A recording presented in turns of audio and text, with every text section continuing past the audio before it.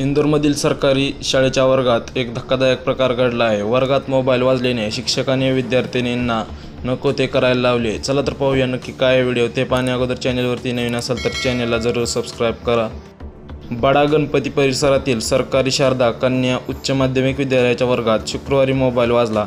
तेव्हा एका शिक्षकाने 5 विद्यार्थिनींना शौचालयात नेले आणि त्यांचे कपडे काढून झडती घेतली. त्यांनी सांगितले की विद्यार्थिनींच्या पालकांनी या कथित घटनेबाबत मल्हारगंज पोलीस ठाण्यात शिक्षकाविरुद्ध तक्रार दाखल केली आहे, ज्यामध्ये त्याच्यावर शोध सुरू असताना मुलींना मारहाण केल्याचाही आरोप आहे. जिल्हा दंडाधिकारी आशिष सिंह यांनी म्हटले की शोधाच्या नावाखाली विद्यार्थिनींसोबत असभ्यतेचा आरोप करणाऱ्या शिक्षकाला शासकीय शारदा कन्या उच्च माध्यमिक विद्यालयातून काढून जिल्हा शिक्षण कार्यालयाशी संलग्न करण्यात आले आहे.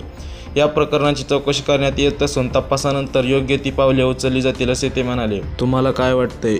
शाळा या असल्या पवित्र मंदिरात या गोष्टी घडणे योग्य आहे का?